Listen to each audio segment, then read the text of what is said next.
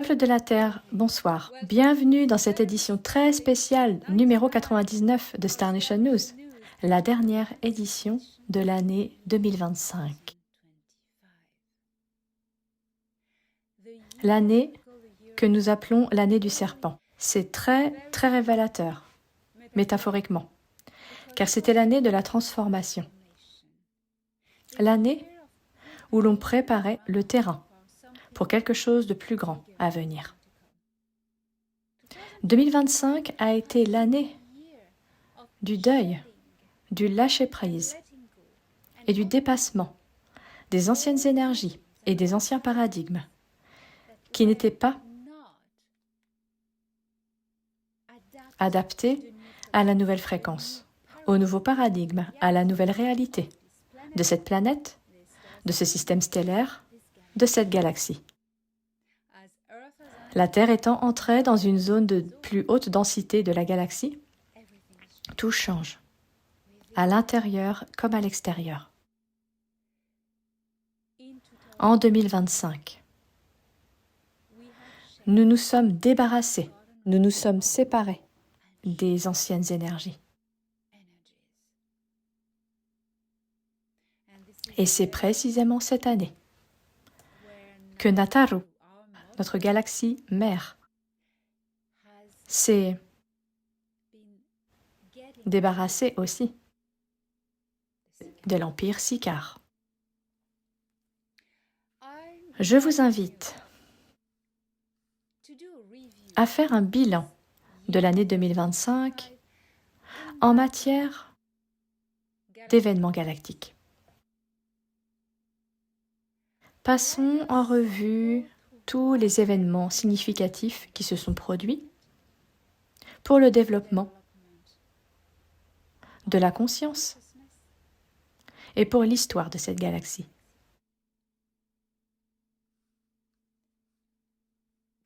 Le 13 janvier 2025, nous avons commencé avec l'édition 61 de Star Nation News, où la Fédération Galactique des Mondes et la Confédération Intergalactique rappelaient aux habitants de la Terre le programme consistant à afficher dans le ciel de la Terre de plus en plus d'engins en forme de cigares et d'orbes. Le 20 janvier, l'offensive Sicard, l'incident survenu dans le système stellaire de Saya, a eu lieu lorsqu'un groupe de dissidents Sicard a tenté de pénétrer le bouclier de défense plasma. Le roi des Thrug, régent de l'Alliance Saiyan, décida de lancer une offensive immédiate. Une bataille féroce s'ensuivit et se propagea à travers tout le système stellaire. La Fédération Galactique des Mondes est intervenue et a libéré le système Saya. Vous vous souvenez de ce jour-là? C'était le 20 janvier. Le 3 février, Toran annonce que le programme de divulgation de la Terre va s'accélérer. Tout était parfait et en temps.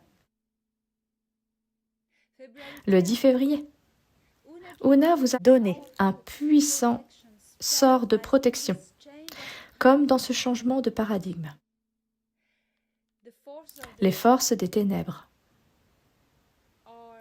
sont davantage enclines à s'accrocher à cet ancien paradigme, à infiltrer, à pirater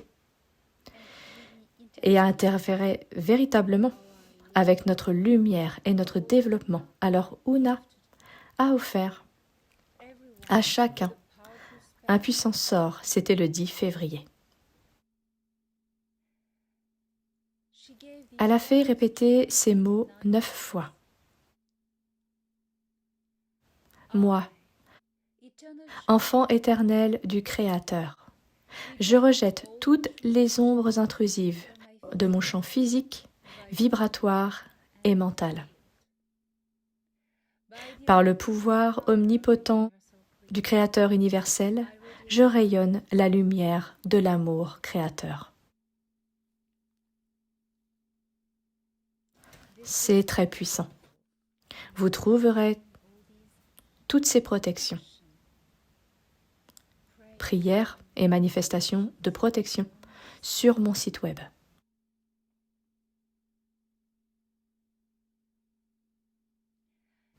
Le 17 février, l'Empire Sicard traverse une période difficile. De nombreux secteurs de cette galaxie ont été débarrassés de la présence Sicard et sécurisés, permettant ainsi aux civilisations de se reconstruire eux-mêmes avec l'aide de la communauté galactique. Les pertes parmi les Sicars étaient importantes. Nous avons assisté à la destruction de la plupart de leurs flottes, à l'éradication de leurs installations sur les mondes conquis et désormais libérés, et à la rupture des anciennes alliances. L'offensive galactique visant à vaincre l'Empire Sicard a été rendue possible lorsque les Negumak Gnomopo a rejoint la Fédération galactique des mondes. Les Negumak Gnomopo sont des prédateurs, des Sicars, et leur nourriture préférée est la chair des reptiliens. Ils affirment, d'après leur appréciation, que les Sicars ont bon goût. Ce sont d'énormes êtres arachnoïdes. J'en ai rencontré certains. Ils sont très impressionnants. Mais ce sont nos alliés. Ils ont été représentés dans le film de contre-espionnage Independence Day, laissant croire aux gens que ce type d'extraterrestre serait notre ennemi ultime. Mais ce sont eux, nos sauveurs ultimes, parce que ils sont la seule espèce de la sphère reptilienne Sicard. Le 3 mars, nous avons été informés de la reddition du quartier général des Sicars. La Reine Blanche, l'impératrice, est acculée. Le monde natal Tuban de l'Empire Sicard, ainsi que la tête des planètes subsidiaires de l'Empire, furent encerclés et coupés de leurs forces. Attrapés près de l'Alliance unie de Nataru, il n'y avait pas d'issue pour la royauté Sicard et son gouvernement, qui n'avaient pas évacué leur quartier sur Tuban 4.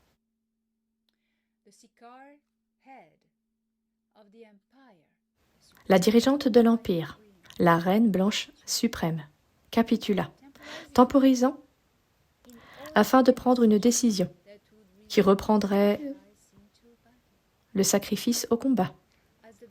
Tant que l'élite de nos troupes encerclait le système Tuban, les forces principales de l'Alliance poursuivaient le nettoyage de la galaxie. L'Alliance Galactique est devenue l'Alliance Galactique Unie de Nataru parce que les Negumak Gnomopo avaient rejoint la Fédération Galactique des Mondes, tandis que l'Empire Anar a rejoint l'Alliance de Nataru. C'était un moment historique. Un moment historique dans l'histoire de cette galaxie. Car l'Empire Anar, l'Empire d'Anu, le père d'Ea, s'est toujours tenu à l'écart. Les guerres unissent les forces du bien. Et c'était une bonne chose. L'histoire nous a unis, enfin réunis.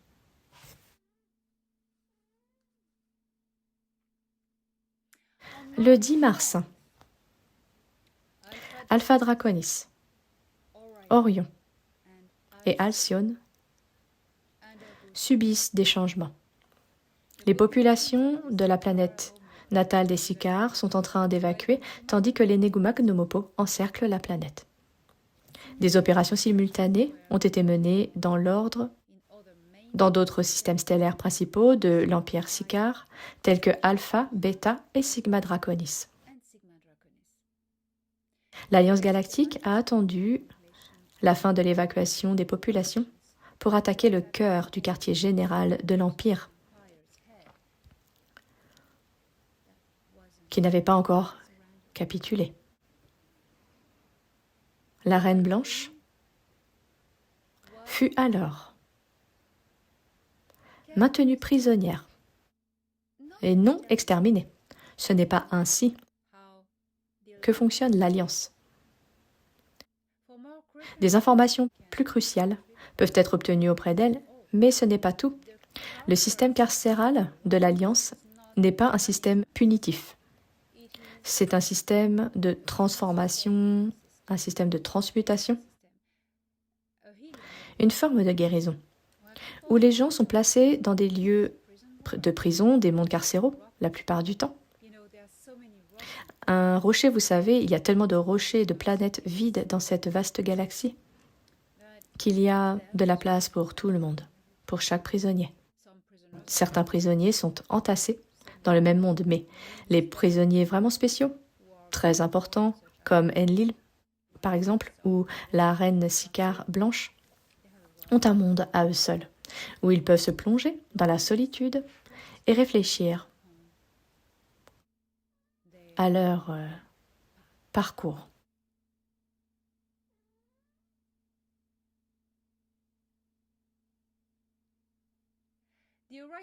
La zone d'Orion atteignit un point d'équilibre, les ruches grises planétaires retrouvant leur structure d'origine et les populations anciennes étant invitées à repeupler leur monde d'origine. Cela fait longtemps, très longtemps, que les guerres d'Orion ont eu lieu et que cette population a été exilée. Ce fut un appel très émouvant, reçu par les colonies exilées de survivants des guerres d'Orion. D'il y a 300 000 ans. Les civilisations s'étaient reconstruites dans d'autres mondes et se souvenaient à peine d'où elles venaient. Les mondes profondément endommagés par les Nébus ont entamé un processus de terraformation pour restaurer leur habitat naturel d'origine. Le gouvernement Ta'ali-Ara du système stellaire d'Alcyone a pris des mesures pour modifier la position de ses membres et s'aligner sur les exigences de la Fédération galactique des mondes. Vous vous souvenez de Tal Shiar, d'Alcyone dans les Pléiades? Ce sont eux qui s'opposent toujours à la Fédération galactique des mondes et qui travaillent avec la flotte noire et l'Empire Sicare. Il était désormais possible d'envisager, dans un avenir proche, l'adhésion des Ta'ali-Ara à la Fédération galactique des mondes au terme d'une période probatoire. Le 24 mars, la capitale des Sicars est prise par l'Alliance galactique. Ce que les soldats ont découvert les a choqués. Ce fut un tournant dans l'histoire de la galaxie. Même si leur quartier général avait été neutralisé, de nombreuses forces de Sicars erraient encore dans la galaxie, jouant à cache-cache. Un contingent des forces spéciales de la Fédération galactique, excluant les Neguma Gnomopo pour des raisons tactiques, a donc atterri dans la capitale de Sicare, sur Tuban 4. Ils ont encerclé les bâtiments impériaux, tandis qu'une garde impériale de Sicare et la famille impériale évacuées vers les stations de combat de la Fédération en orbite autour de Tuban 4. Ces précieux prisonniers ont été emmenés comme atout diplomatique. Les bâtiments où avait vécu la Reine Blanche, l'impératrice des Sicars, étaient un vaste complexe d'entrepôts contenant, et c'est ce qui a choqué tout le monde, contenait des millions d'œufs destinés à donner naissance à de nouveaux membres de l'élite Sicare, les grands dracos blancs. Les œufs qui n'avaient pas encore acquis d'intelligence individuelle furent exterminés. Dans le cadre d'opérations parallèles, les 6 mondes prisonniers de premier ordre de l'Empire ont été inspectés et les prisonniers libérés. Ces captifs étaient des membres importants des différents mondes que l'Empire Sicare avait conquis au cours de sa longue histoire de dévastation galactique, tels que des dirigeants, des membres de la royauté et leurs proches. En gardant ces personnes sous leur coupe, les sicars ont pu faire chanter les populations réduites en esclavage qu'ils avaient conquises. Le visage de cette galaxie était en train de changer. Le processus de changement s'était amorcé, évoluant lentement vers une ère de paix et d'équilibre. Le 4 août, la reine Sicare fut placée sur ce monde prison où elle avait été déportée et laissée seule. Elle fut laissée sans surveillance et livrée à elle-même pour réfléchir à son parcours. Était-il possible qu'elle change? Il faut toujours donner une chance à l'évolution. Voilà comment fonctionnent les mondes prisons dans la Fédération et dans l'Alliance. On pourrait les appeler des camps d'entraînement spirituel. Et la fréquence ne ment pas. Une fois leur fréquence modifiée, ils sont relâchés et ramenés chez eux.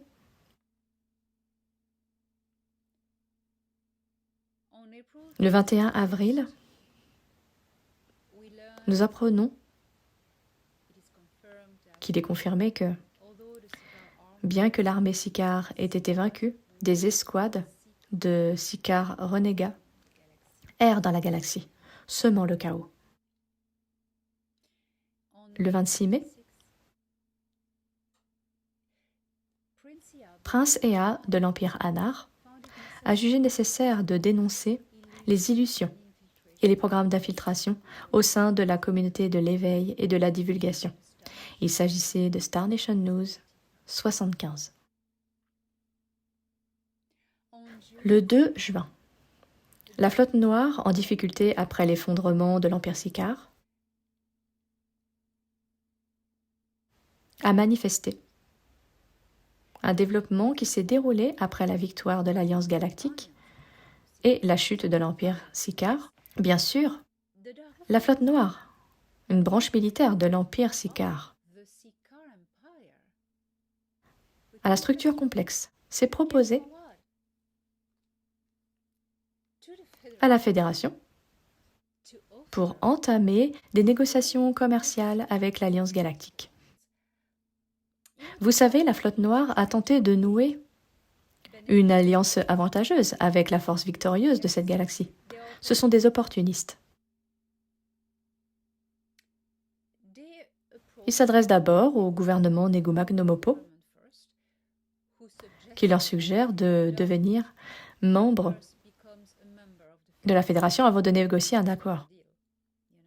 Vous savez qu'ils se sont directement dirigés vers les prédateurs sicars, mais les sicars prédateurs, les Gnomopo ont dit « Nous ne traitons pas cela. Allez voir les personnes responsables au sein de la Fédération. »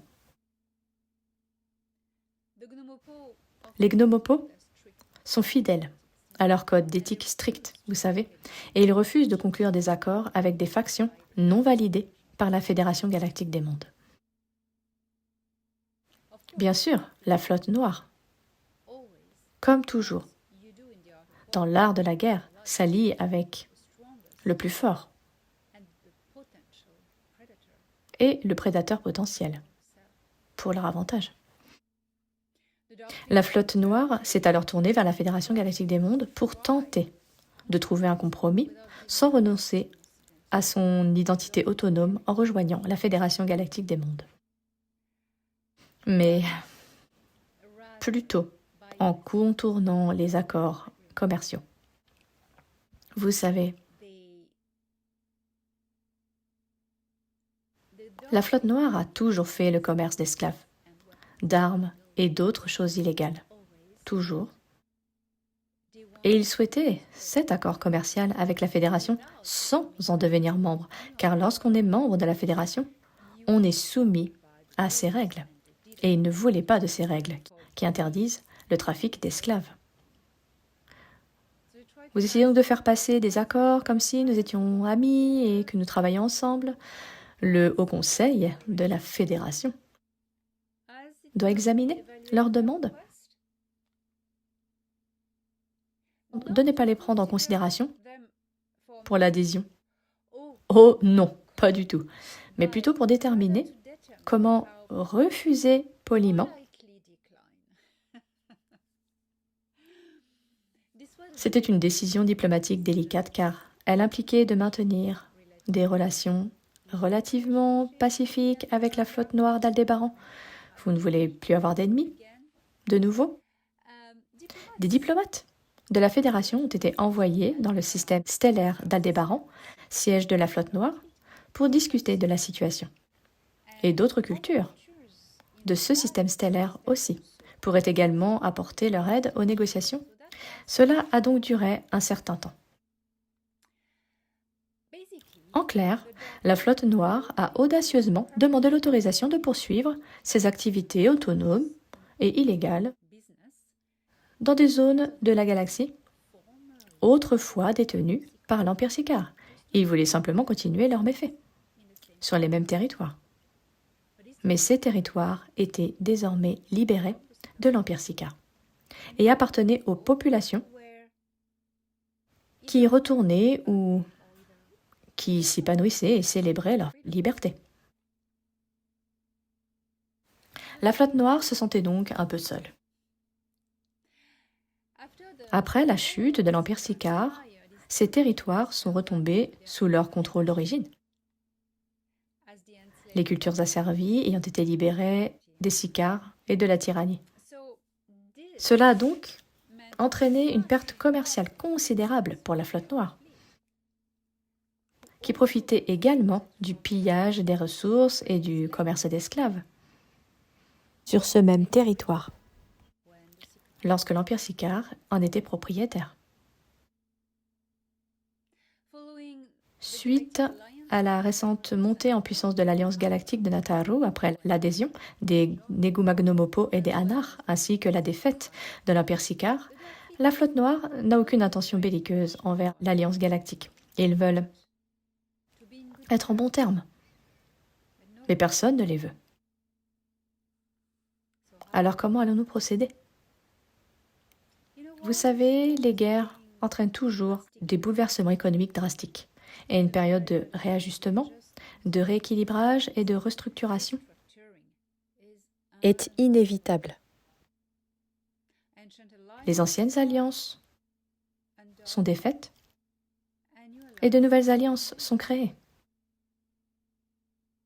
Toute la structure se réorganise, et ce à tous les niveaux, économiques, politiques et spirituels.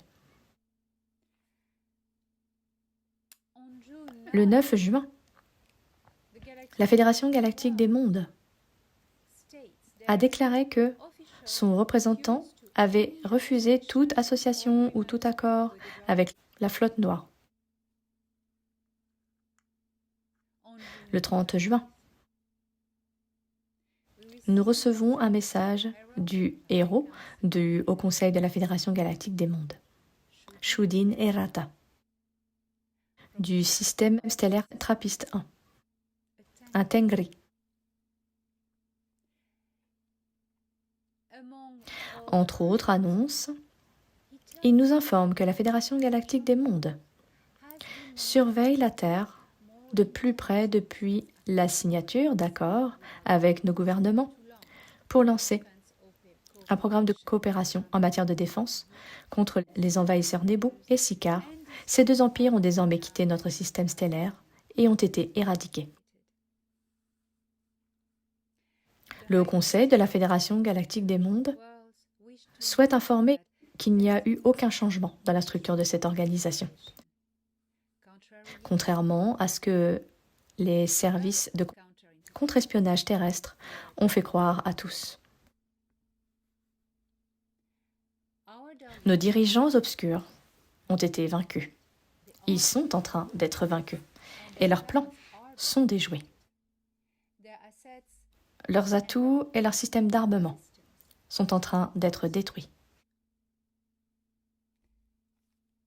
Le 14 juillet, nous assistons au retrait de la mission de l'Alliance terrestre Titan. De quoi s'agissait-il? Il s'agissait d'étudier une ancienne cité flottante dans la haute atmosphère de Saturne. Les villes construites par les civilisations anciennes, appelées bâtisseurs ou architectes. Cette mission se retire et retourne sur Terre le 14 juillet. La mission NASA, Europa Clipper, lancée le 14 octobre 2024, et dont l'arrivée est prévue en 2030,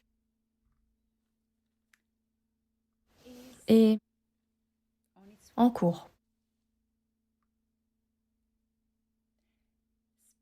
SpaceX annonce son projet de la colonisation de Mars alors que la planète est déjà en cours de terraformation. Terraformée par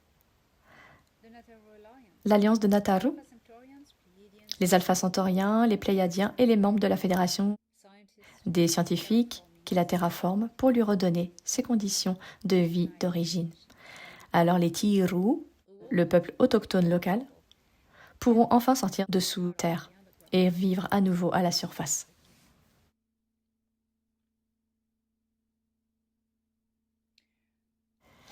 Le 18 août, dans l'édition 86 de Star Nation News, j'ai annoncé que le visiteur interstellaire 3I Atlas était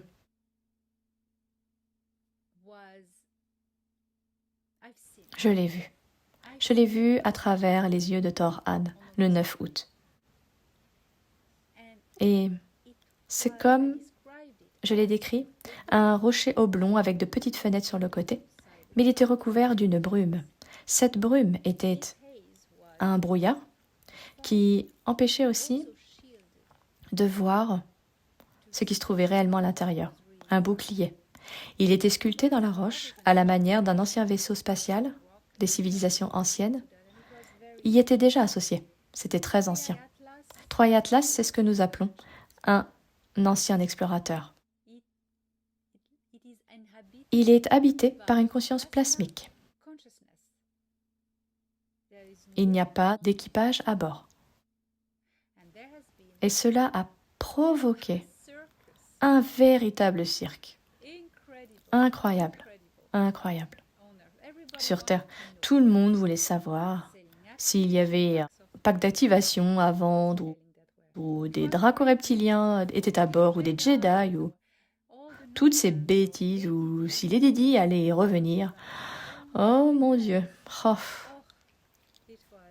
Ça aurait été au moins si ça avait ramené Elvis. Je plaisante, mais c'était tellement absurde.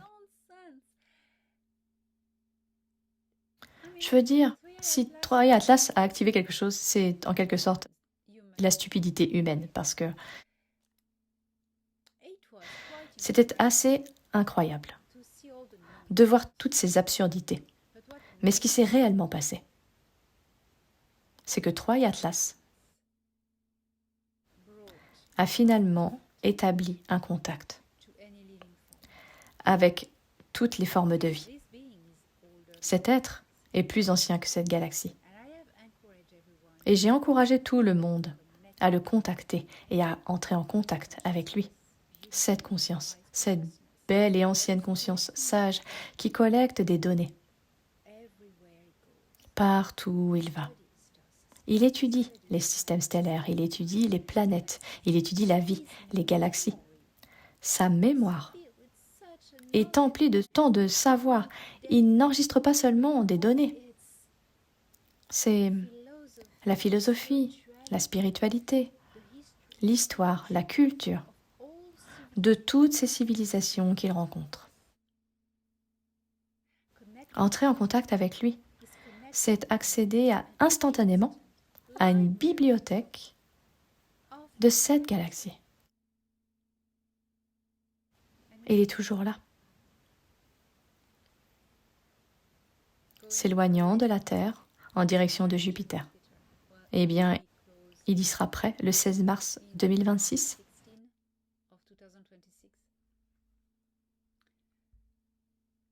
Mais revenons au déroulement des événements, je retournerai à Troy Atlas plus tard.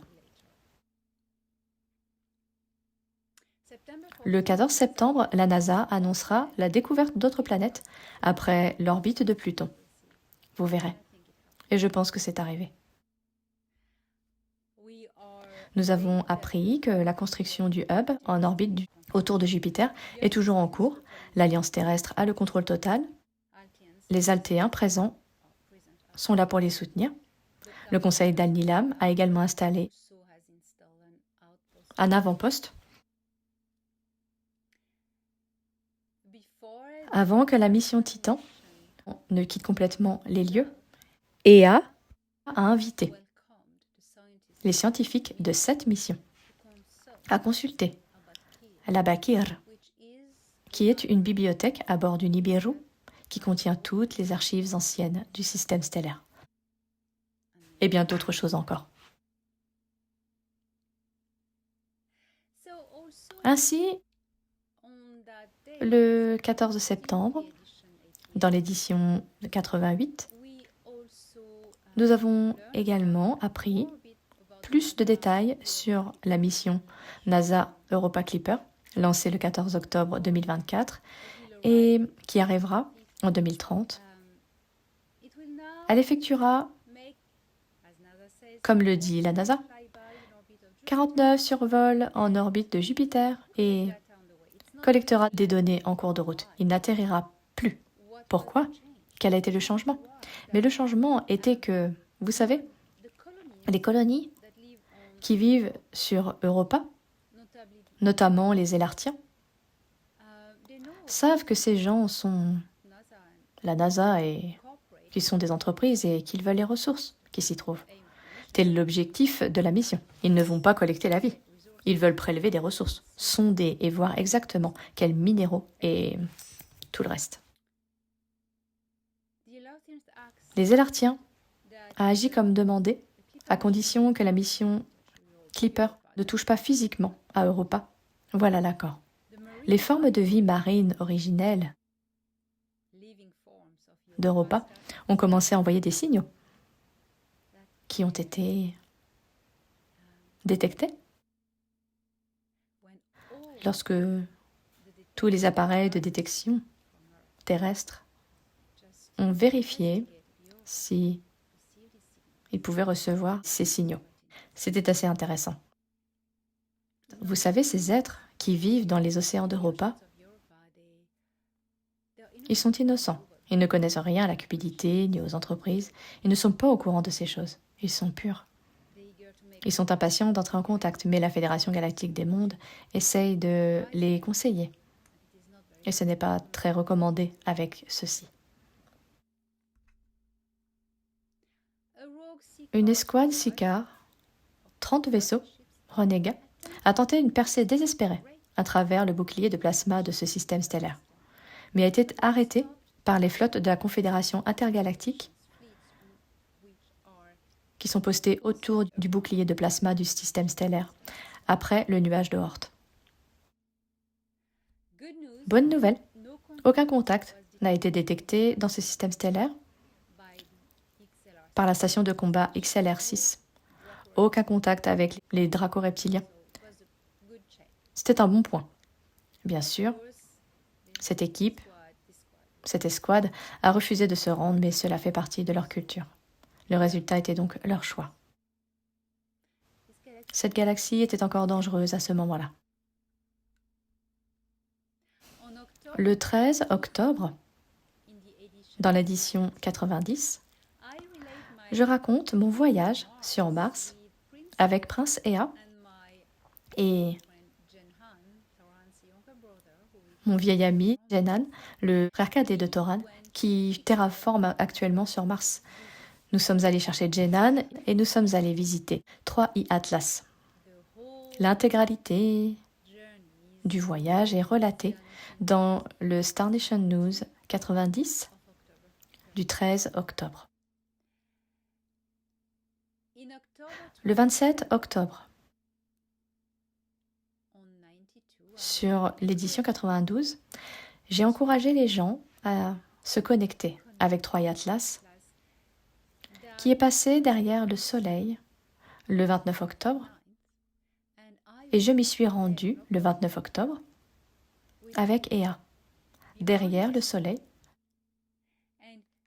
et nous avons pu voir 3i Atlas,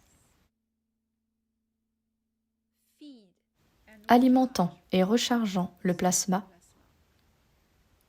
grâce au Soleil. Avec l'aide de filaments, c'était très brillant, c'était très intéressant. Je relate tous ces événements et aventures dans Star Nation News à propos de 3i Atlas. Il y en a quelques-uns. Vérifiés, 90, 91, et ainsi de suite. Le 17 novembre, nous en sommes à l'édition 94, Toran nous apprend que les Sicars se sont retirés de presque toutes les parties de la galaxie. La Fédération galactique des mondes peut affirmer sans risque d'erreur que tous les groupes de Sicars mercenaires ont été interceptés. Le chemin vers la victoire n'est plus incertain. Même si Tuban fut pris et que la reine et le gouvernement furent arrêtés, cette guerre s'éternisait.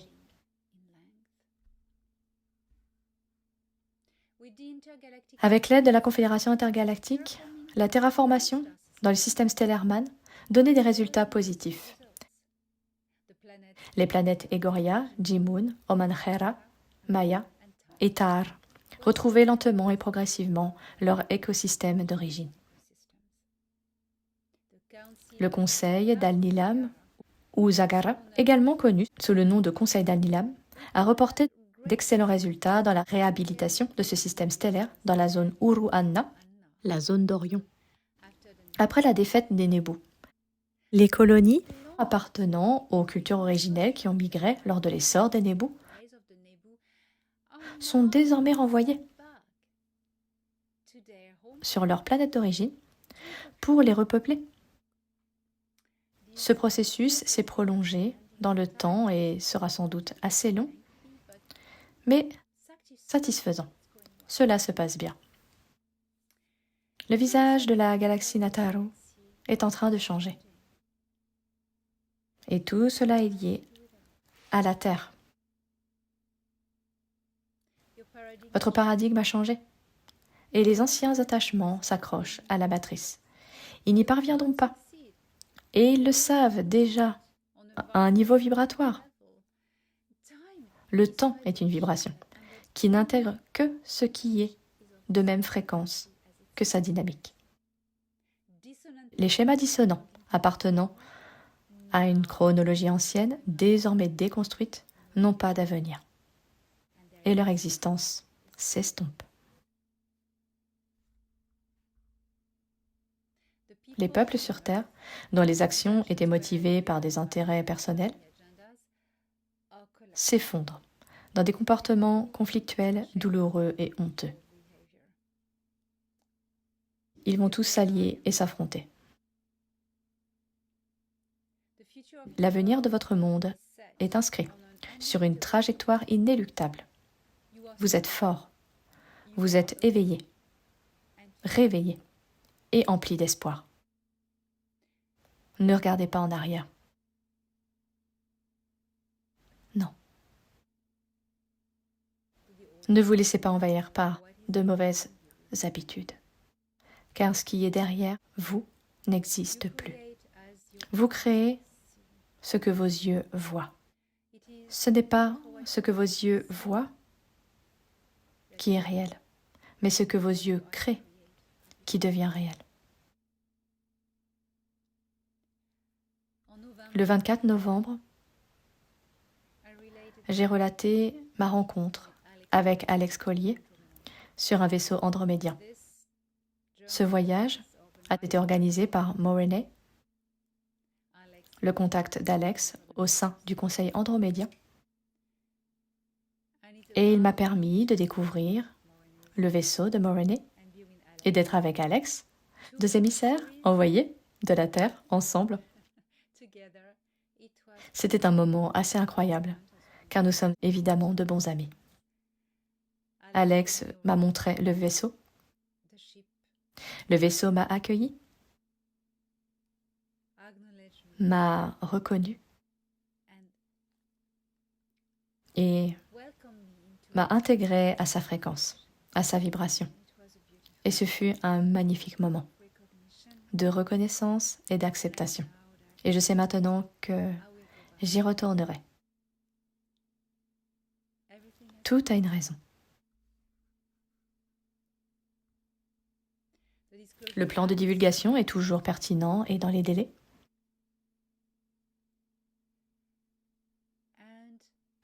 Et Prince Ea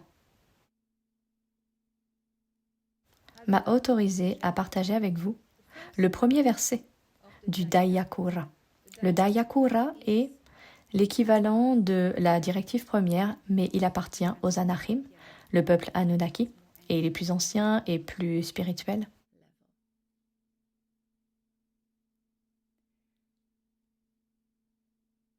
Le 8 décembre, j'ai raconté mon voyage au centre de la galaxie avec Toran, Seladian, Kira et 2 autres membres de la fédération, notamment une jeune scientifique nommée Jamin.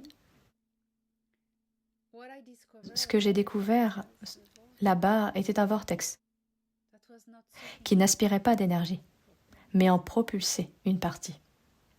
C'était comme un geyser, c'était incroyable. Je décris tout cela dans le Star Nation News numéro 96 du 8 décembre. Le 15 décembre, Anax nous transmet un message très beau de paix, magnifique. Et le 22 décembre, pour le Star Nation News 98, Una nous délivre également un message de paix. De la manière dont nous pouvons construire une civilisation planétaire fondée sur la paix, la seule façon d'entrer dans notre futur.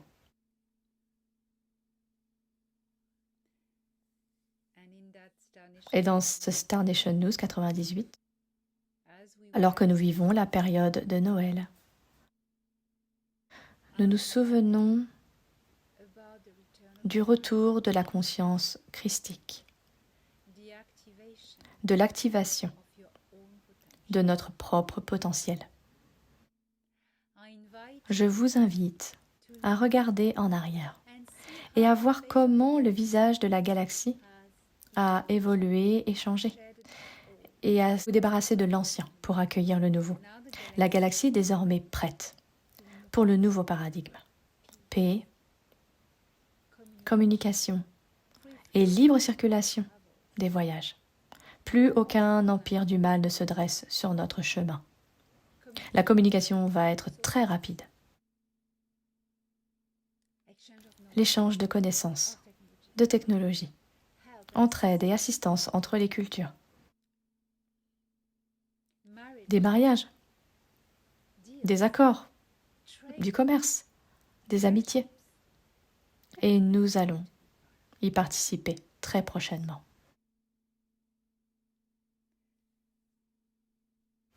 Si 2025 a été l'année du débarras du passé, 2026 est l'année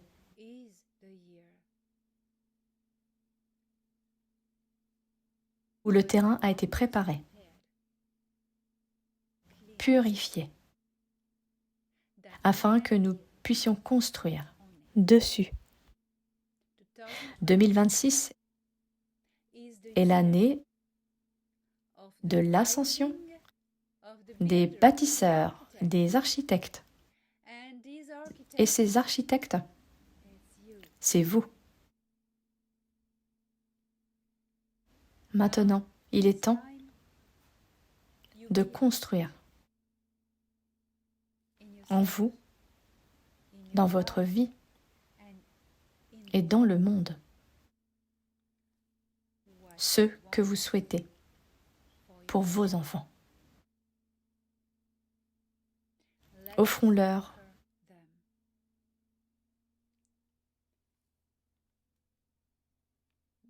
la coquille, le sanctuaire de leur devenir. Nous sommes les architectes. Et nous allons donner naissance à des générations d'architectes. Et un jour, sur cette planète, nous aurons bâti tant de beauté et de sagesse. Nous devrons nous élancer vers les étoiles.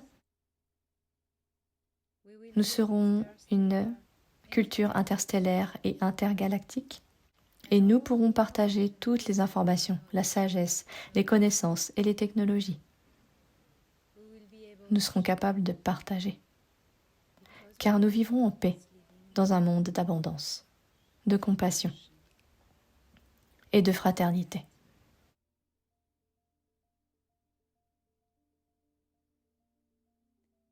Êtes-vous prêts pour cela? Alors attachez votre ceinture. Et engage.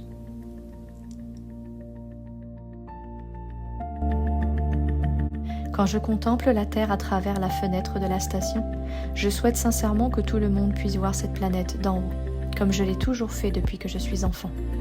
Les conflits cesseraient instantanément, car les gens réaliseraient à quel point cette planète est belle, paisible, silencieuse et fragile vue depuis l'orbite, et au-delà. La plupart des gens pleureraient, bouleversés par la prise de conscience que l'humanité fait partie d'une entité unique.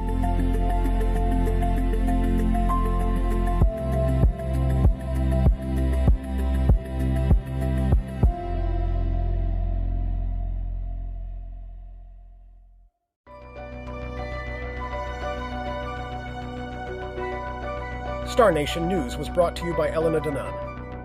Don't miss the latest news every Monday on Elena Danan's channel.